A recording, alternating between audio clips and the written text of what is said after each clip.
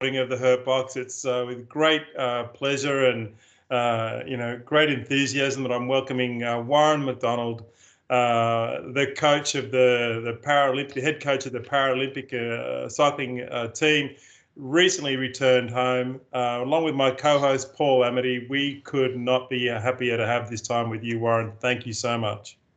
You're welcome. Thanks for inviting me. And if the last 15 minutes a bit of a pre-chat has been quite funny, I think we'll have a good podcast. Mate, you've just come out of lockdown. How did you survive? I saw a few posts on Facebook. You had a few pastries there. What else did you do to survive 2 weeks of quarantine? I slept with a pillow on my head because of the roadworks that were outside the building. So I tried to sleep, but I'll tell you what, Simon, I know what you and Victoria are going through, and we've had some of our athletes based in Melbourne, and it's been a tough journey, and I think cycling has been a winner out of it because our industry is sort of thriving and really picking up, and that's because cycling's fun. It's a great sport, and so, mate, I know you're doing it tough down there, so hang in there. Oh, look, thanks, mate. We all are. He needs to just harden up, basically. Yeah. let's move on. Yeah. Go big or go home. We've had a lot of positive reaction to our announcements about sitting down with you tonight. People are really keen to hear from you. I'd love to hear from you when the first memory of the first bike ride you ever had as a kid, because you were a decent cyclist in your own time. Yeah, last millennium, when people ask me now, did I used to race? I can say that because it's true, it was last millennium. So, no, probably my earliest memories is my dad used to race when he was 16 and 18 at the Queanbeyan track. So he moved from Sydney to Queanbeyan, and he used to tell me stories of how they were 2-3 deep all the way around the Queanbeyan track at every week when they raced, and it was.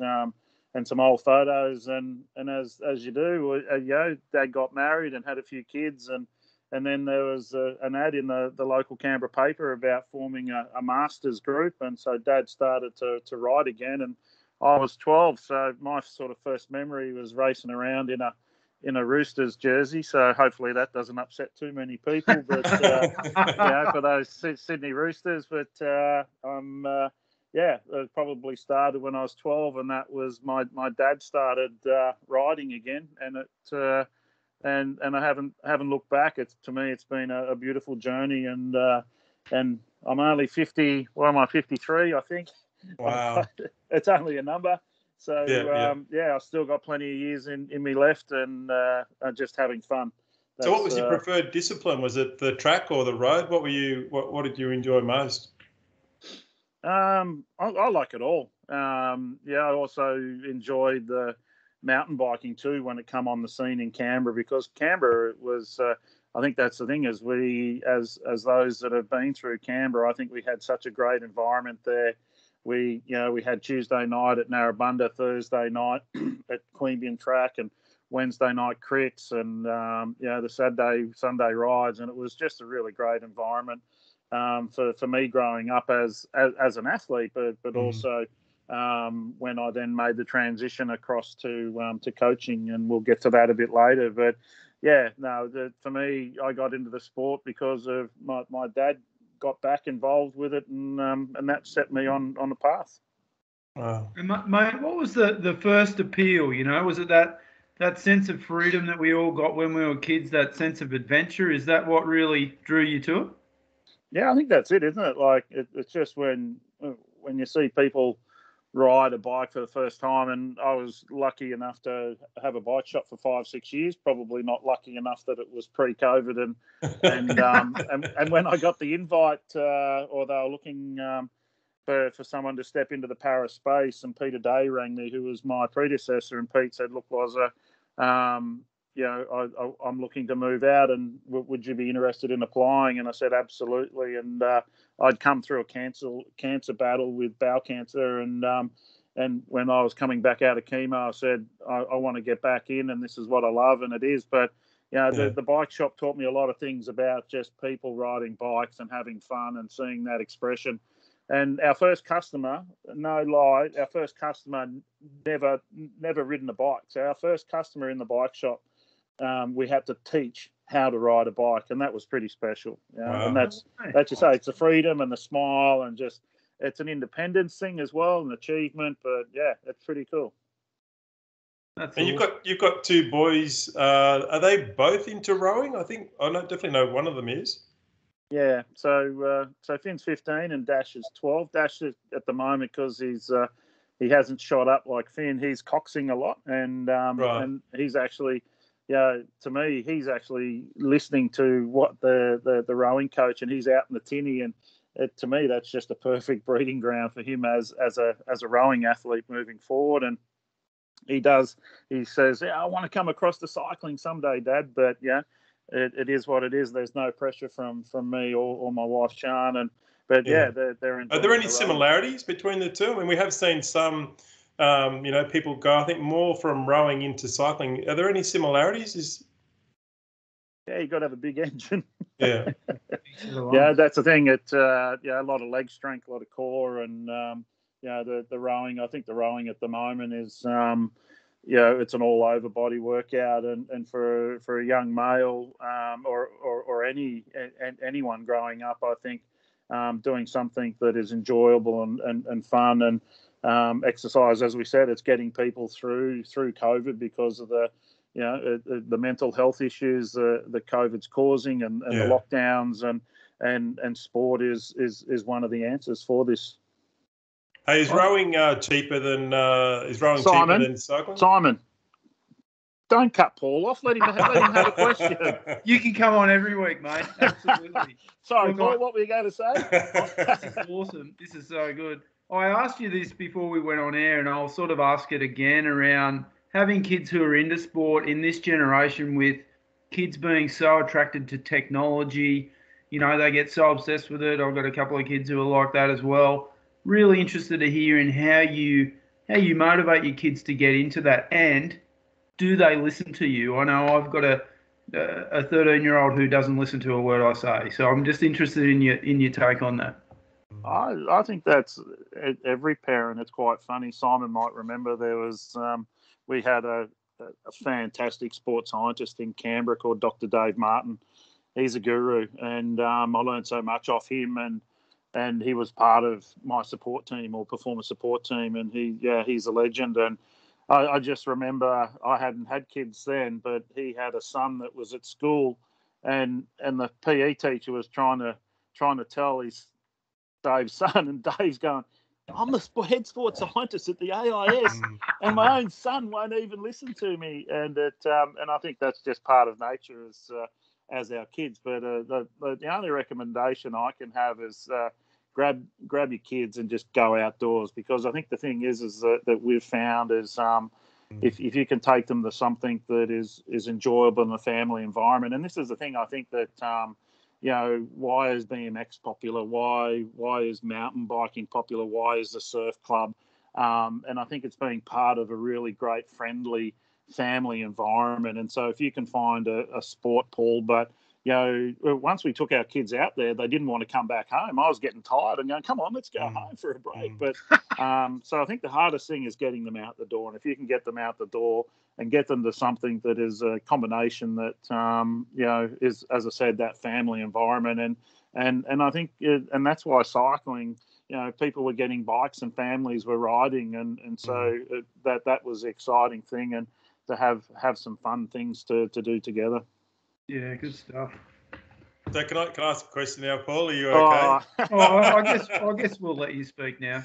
Hey, tell us about the very first person you coached. How did you sort of make that jump from going from a racing perspective to actually thinking, what, I'm going to actually see what I can do helping someone else?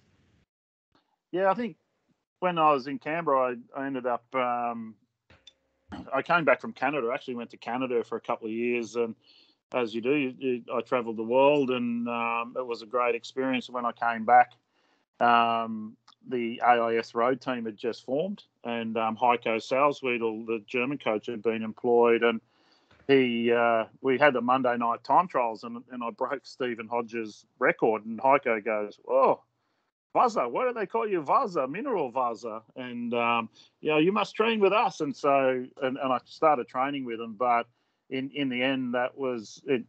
I ended up with glandular fever. There's no excuses. It just, I didn't listen to my body. And I think that's one thing that I've learned, and being in touch with athletes, that, listening to your body and understanding your body. But so I still had a lot of this energy that I wanted to put back into the sport after getting glandular. And and my dad was one of the Canberra coaches with Derek Aisbert. They were the guru, these two guys, in getting a lot of juniors through the system and sort of the training that we did. And so I just started helping my dad out. And, it was one of those things that I can't really picture any kids, because I was just helping out what my dad, Merv, and Derek were doing.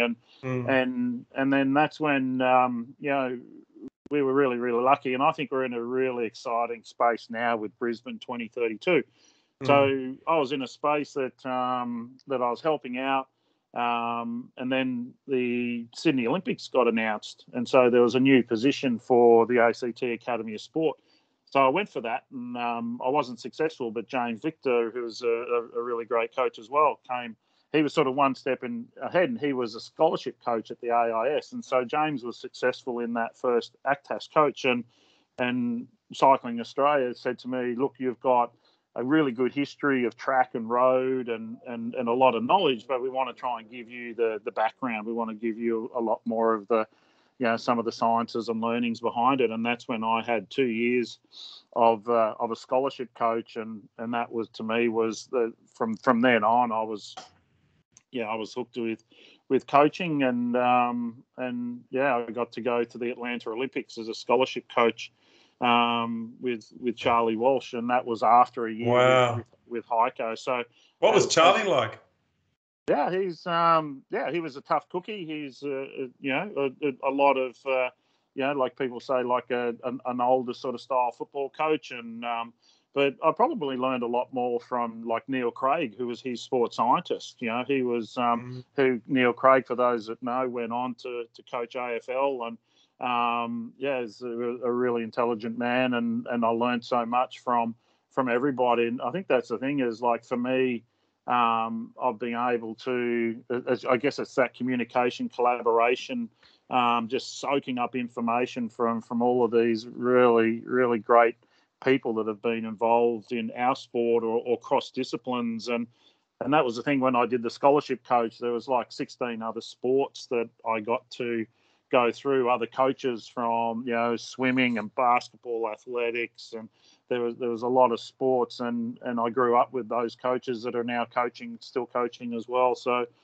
so that put me on the pathway that then after 96 at Atlanta, I got to come back, and James moved into the AOC Women's, and that left the ACTAS position open. And I was there for 7 years. So that was I grew up in Canberra, and I love Canberra. Yeah. And as I said, to me, that was a dream job, and being so close to the AIS and the national road programs, and my affiliation, I still got to go back with Charlie Walsh and the track programs. And as you know, we had Mick Rogers was in the track team for a while, and so and the under-23 road program. It's like, so I still had all of those connections, and it was so helpful to my development having that cross-discipline. But Damien Grundy, who was the AIS mountain bike coach, I got to travel with Damien, and ended up coaching Mary Grigson for a number of years after that when he moved on. And it was such, as I said, the crossover and what we had in Canberra was pretty special. Incredible. I mean, you mentioned Canberra, and there's such a long list of names from, Mick Rogers, Pete Rogers, Dean Rogers. You've got, Rory Sutherland. You've got Heyman, the three Heyman brothers. What do you reckon it is? And I asked you this before you started. What do you reckon it is about Canberra? Is it the water? You've got the Hodges, you've got Anoni Wood, what is it about Canberra that produces such incredible cyclists? Yeah, like you say, I think it's a number of things, isn't it? But in the end, to me, it comes down to people, and I think there's good people in Canberra. There's good people everywhere, and but I think that it does have a really good environment for. I believe endurance athletes. Obviously, it's a little bit harder for the sprint athletes, but I think it's a perfect town for endurance athletes, whether you track endurance road or mountain bike. It's got really good terrain, and I think, and with that we had good people, and I guess there was I guess a culture of that produced, and it just sort of kept the ball rolling. And as I said, I wasn't doing anything. I don't believe I was doing anything different or special. I was just continuing what was in place and just put the icing on the cake. And I think we had some pretty special years there. And I think that's the thing, is like in that sort of culture that, that cycling's fun. It's hard. It is hard. And like you say, the Facebook memes of, the guys from the tour, or the girls that, the crash, and then you see the soccer players lying on the ground. It's like, it is one of the toughest sports, and it is a mental game, and I think a learning, and I think through that learning, and it's okay to fail because you learn from that. And I think from Canberra we had, it's like, and everyone was pushing each other to try and better, to be the best, and that group of athletes, and then you got the ones coming through underneath, and the young guys, and so that culture's been there for a long time, and I think that set the scene. And as I said, there's been some very good athletes. I know you asked me, Simon, before, is about there is a mental toughness that I see that is required to be the best and to challenge yourself. I think that's the thing, is like, when the going gets tough and you're down, you're able to turn yourself around, but it's also a skill that you can learn. Some athletes have it, some athletes don't. Some athletes acquire it, and then some never acquire it. So. And I think through teams and support and good coaching and good support network, that you can really impair that on athletes, and give them the belief and confidence that they can do what they're capable of. And that's sort of one thing that David Martin said to me. He says, "Wazza, you make them believe." And I said, "Yeah, but I see it in them." Like I wouldn't say to someone that you're gonna be like Alaphilippe, a jumping bean out of Belgium, jumping around off the bunch. Each athlete has a special gift that does make it, and everyone's different. But it is a mentally tough. And as my dad says, Merv, it's the power of a positive mind, and I've taken that on. And not to be negative, and turning all of that stuff can be really, that what makes the difference. Because when we're getting down to the physiology, there's a lot of people that are fit, but in the end, it's coming down to how you react, how you come back. And in some of those road races, you go through highs and lows. And I know some of the guys were like, if you read the article about Alaphilippe, he went back to the car and said, "Oh, should I work for such and such in the sprint?" And it's like, no, believe in yourself, do what you need to do, and he did. And he did it well, didn't he? Yeah. Yeah. So I just wanted to go back a little bit, Warren. You kind of skipped over it. I can tell you're the sort of guy that you're not going to actually talk about yourself, but you sort of slipped in there that you broke Stephen Hodge's record, or whatever that was. Obviously, you were at a pretty good level, and I'm just wondering, the transition into coaching, was there an initial period where you were sort of like, "No, I don't want to let go being a rider"? Was it hard to make that transition, or you just got hooked by coaching straight away? No, when I got smashed going up Stromlo all those time by the athletes, I knew I'd made the right choice.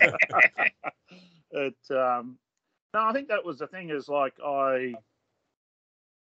it was probably hard when I was going through and my body wasn't recovering, and no one sort of knew why. And that, like, 1 week, I'm not saying that I've been on fire, but I was. I think time trialing. I did love a time trial, and in Canberra we did have the Monday night time trials, and like once a month a Sunday 40K time trial, and that's a real test, isn't it? That you test yourself against the clock, and Yeah, so I did have I believe, a reasonable ability.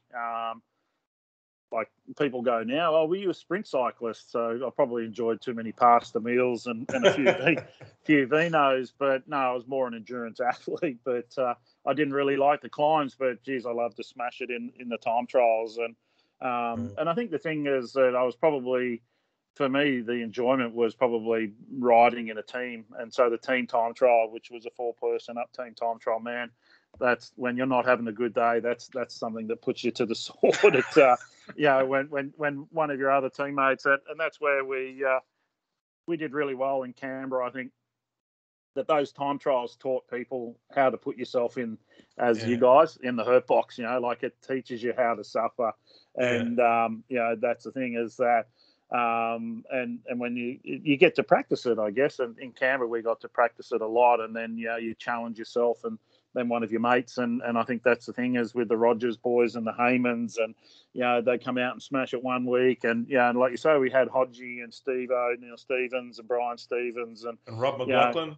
Rob McLaughlin. There was just those guys that and it kept, and then the new ones, and that's the thing is with Rory. Like my wife would know when I'm thinking about Rory, and it's good as just to see him leading the team in Belgium.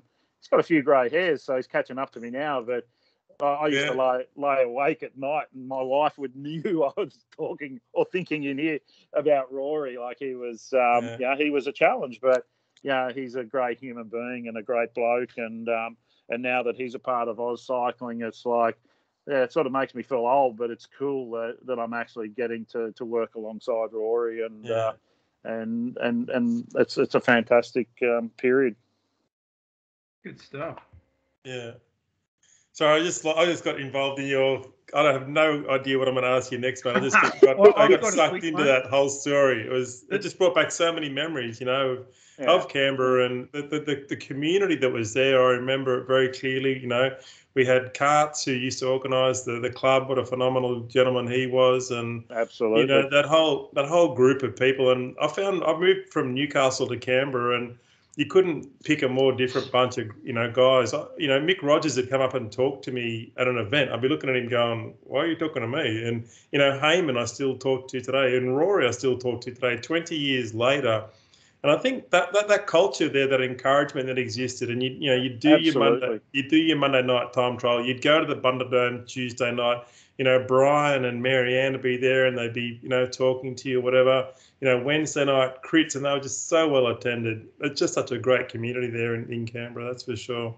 Oh, and I think that there's pockets of it all over, and I think people sort of go, how like with our para team, it's like it's like a group of friends, but we're there to do a job. We have fun, and I give the team permission to have fun. And that's the thing, isn't it? Like the culture and. It's hard work, but we should be enjoying what we're doing. And like you say, no one's bigger than the sport. And I think that was the thing, wasn't it, in Canberra that I experienced was, like the guys would come home each year, and they would talk, or they'd ride to anyone in the groups, and and that was taught at an early age that that's what it's about. So comparing enviable culture for sure that a lot of towns should try and replicate for sure. You certainly knew what you were in for when you went to Canberra, especially to the Canberra tour. You were always there for a hard day or three. I think you might find bits of my bloody ticket on the side of the road there. So, mate, you've just come back off a hugely successful Tokyo with the cycling team. 4 golds, 4 silvers, 5 bronze. Just checking my notes. I don't want to get it wrong. Bronze, Well, that's an incredible achievement, mate. And congratulations to all those cyclists. You had a mix of track and a gentleman on the road. Well done. That's a fantastic accomplishment for the entire team. Absolutely. Let's just mention the team, because that's the thing, and to promote it's like I said, no one person was bigger, and there's no one, and so I think our performance team and the athlete team was in difficult times to try, and some people couldn't come to the final camp. They were stuck in Sydney, or they were, so I think what happened was pretty special. We were probably hoping maybe for 1 or 2 more, but I think what we achieved, especially after that first day when we saw so many world records and the speed that people were going. So the athletes and coaches that rose up and competed at the level to win silver or bronze or do a personal best. There are athletes that did personal bests and still finished off. And what more can you do? And so congratulations to those that didn't get a medal, but it was a fantastic team effort. Yeah, brilliant stuff. Absolutely mind-blowing to watch. It sort of, it makes you feel a little bit inferior, to be honest, watching those guys. They're absolutely mind-boggling. So, yeah, well done to all of them. Yeah. In terms of preparing them, is there any, different preparation you go into going to an event like Tokyo? Do you talk about the magnitude of the event? Do you try and tone it down? What sort of strategies do you go with the athletes on the day? Yeah, it's a really cool group that we've got. Like, we've got athletes from early 20s up to Carol Cook, who's 60. She was 60 in Tokyo. And I think that's the thing, is like the diversity of our group. That's what makes it special, but also keeps us all in check too. It's such a great group of people.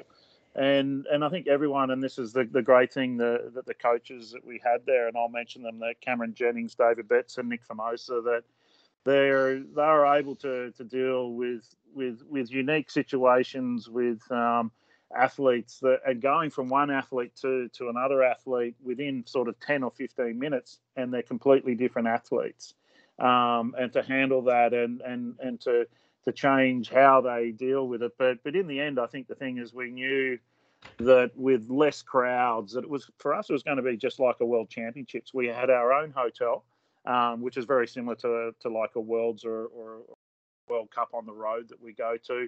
Sometimes we do share hotels, but for the track, when we set it up, we followed suit with the able-bodied, that we had the same hotel, and we were just able to focus on us and what we did, and just make it normal, just like it was a normal event for all of them. And I think, yes, when they walked in and sort of, they some of them did have a few wobbles, in the first 5 or 10 minutes, because they hadn't really been in that atmosphere for 2 years. And but to them and their support team and the coaches, that they got them back on track for competition day. So I think that was the thing. When we walked in, we could see actually how fast the guys from around the world were going, and made a few of them nervous. And but in the end, we focused on what we could do, and that's all you can do. But we just tried to normalise it, and as I said, enjoy what we had, and it was, and to me that was the right way to go, and continue to go. I'm going to jump in there. Pardon me. I'm going to ask Warren about the first sort of. I'm going to say it was perhaps the AOS Women's Team. Was that the first major gig, and that was then took you overseas full time, or talk about those?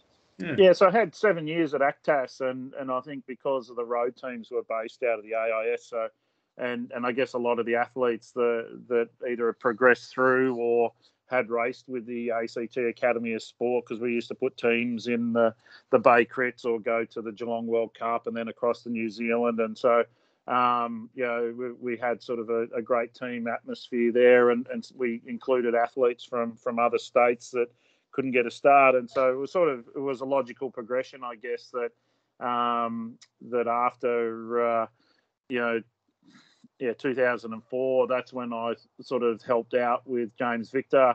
I went over as the AOS women's coach. He was the Athens Olympic coach, and it worked out really well. James was coaching Sarah and took Sarah there, and I had Anoni and Olivia Goal, and because Sarah came down from altitude, and I think that was the thing. This is what did we need? What did the team need? And Sarah performed really well coming out of altitude. So James took Sarah to altitude, and I kept Anoni and Sarah, and they went on, and it was a pretty awesome race. And obviously they won the gold. And then James came back to Australia, and then 2005 onwards, I was the national coach and based overseas until 2008. So that was, it was pretty cool living in Italy. What we did is, and as what I do now, it's still fun. It's to me, it's not a job. I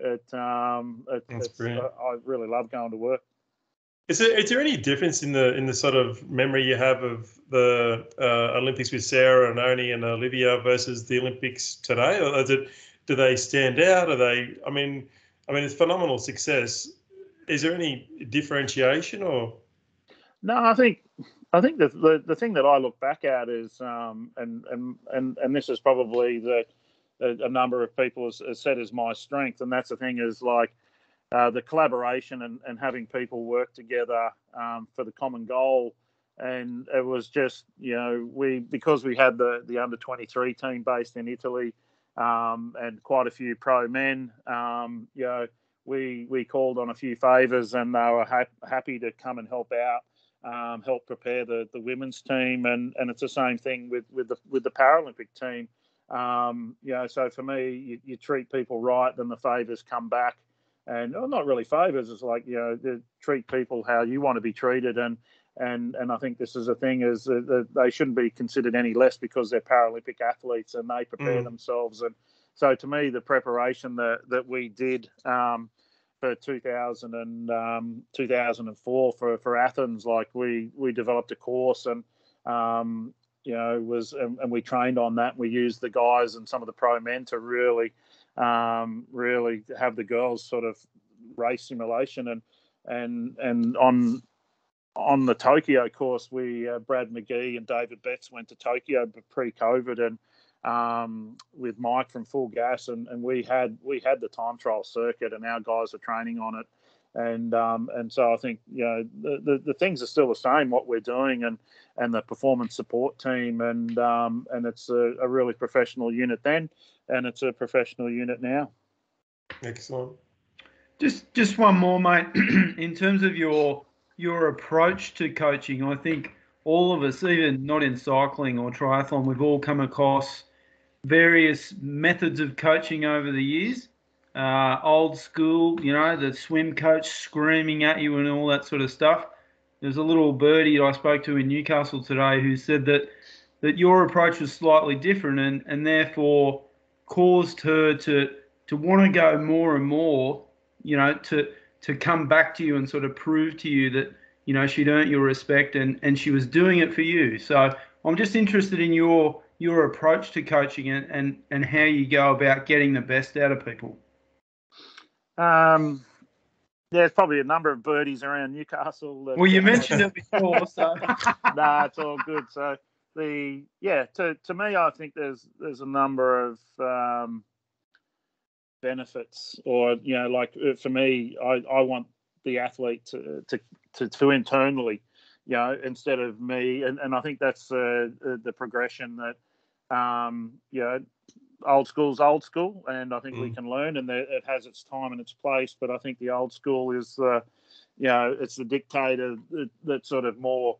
You've got to do this, you've got to do that. Whereas I guess there's myself is probably more empathy for the rider. It's like in the end, if you've got to want to do this, it's not me that's out there. I'm happy to help you, and if you want to want to come to the journey and really challenge yourself and to be the best that you can be as a person and as an athlete, then that's probably my coaching technique. And I think there was a number of things. Obviously, back in 2005, we had the accident of Amy Gillett, and that was a very sad time, but a very learning curve that I think some people believed I'd changed again after that. I think I was still the same person, but I think after then it took me a little while to come back from that, as it would for anyone, and it was a challenging time. But it's probably highlighted to me that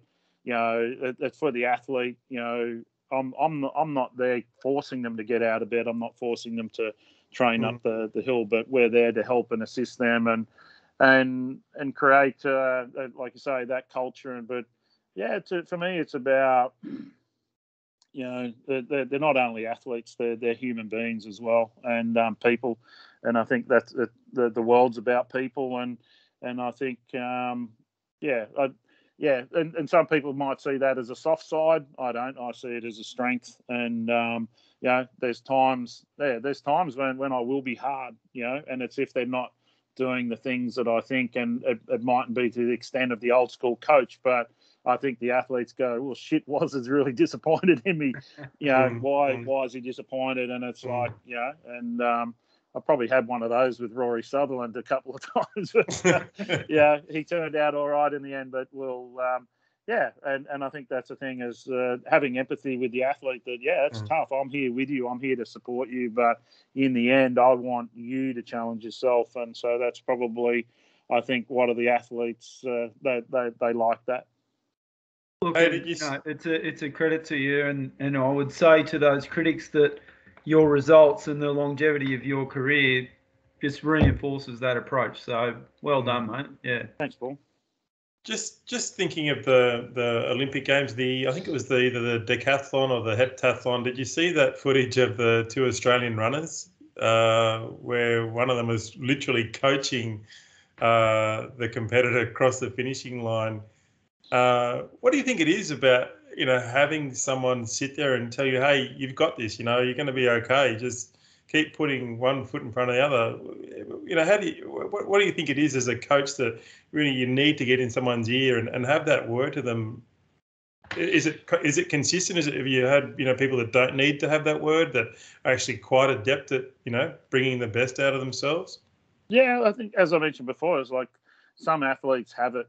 It's innate in them, and some can learn it. And I think, certain athletes you might have to keep coaching them through it. It's just who that individual is, and I think it is. It's sort of helping them believe, isn't it? Like if and it's not being disrespectful, and it's not saying that they can't do it, but it's we believe that there's a certain ability in there as a coach, and we're trying to help them get that ability out, and we can see that. But and I think that's the thing, is it's like it's a shared journey, really, when you think about it. And but it's like, for me, I'm accepting, I guess when people go, oh, that's a great team, congratulations, I'm accepting on behalf of a team, because that's, it is. There's a lot of people behind, and behind the athlete that gets there in the end. And it's not only the ones that are there. There's coaches back here in Australia, and the system and the structure that help them get there, that they wouldn't have, wouldn't have been able to. And you mentioned it before, Simon, Brian and Marianne, the hours that they're putting in the Canberra club is just is so beautiful what they did. Yeah. I want to throw you one last question. I've been watching a bit of the YouTube this week with Lance Armstrong interviewing Jan Ulrich and Hincapie and Johan Brunel, and they're all backslapping and laughing about the tour and how much enjoyment they're having now being together. For me, I find it a little bit galling. I think there are many careers that were impacted by those events and circumstances, but be interested in any perspectives you have was just on them coming back and normalising, their involvement. Yeah, I guess probably I'd like to talk about the future, but I think the thing is that there's things that have happened in the past, and it's probably the way that certain people behaved or presented themselves, and it wasn't real.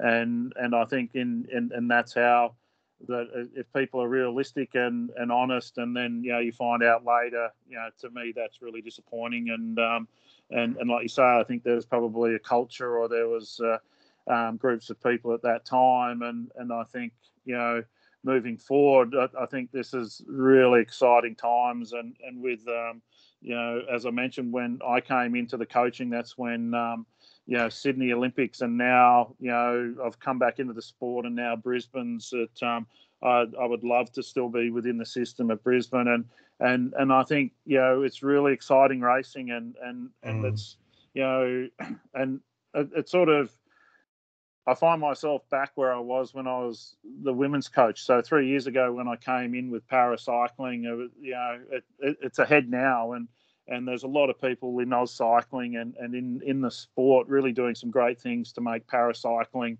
unequal. And I think when I first became the women's coach, we were having to fight battles, and I think now is like the women's road cycling and women's tracks, they're standing on its own 2 feet, and it's just really exciting to watch. it's such a beautiful thing to see, and I see that now as like that, not only cycling or paracycling at Tokyo. I really see all of para sport went a whole level in Tokyo, and there's a lot of countries really investing, and which is really exciting to see. So it's sort of like I'm going, man, I'm in a really cool spot. I'm enjoying what I'm doing, and I enjoy waking up to working with a group of people that are on the bike or off the bike supporting them. So to me, that's what I'm here to talk about.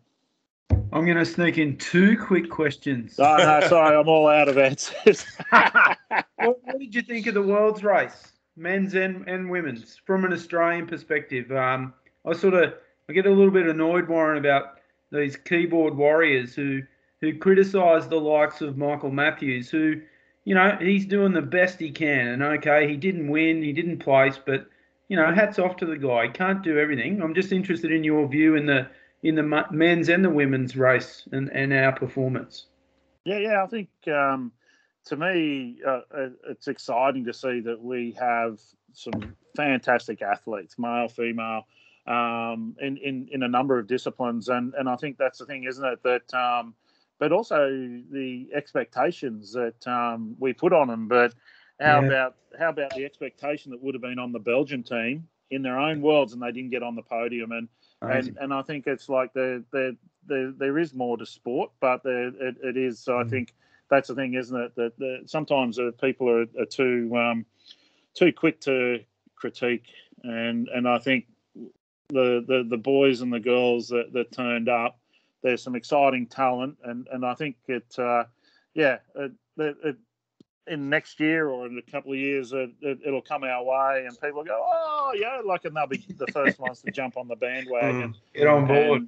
And so I think the thing is that we've got some really great talent, and I think this is the thing, isn't it, that we're going through some changes as everyone is, and I think, do we have the talent? Yes, we've got some talent. Maybe the depth of talent isn't there as like some of the European, but tell you what, we've got some exciting talent in the guys and the girls, and I'm really looking forward to the future. Great. Mate, for this weekend, for Sunday night, super exciting to see the ladies racing Roubaix. Aren't they Saturday night?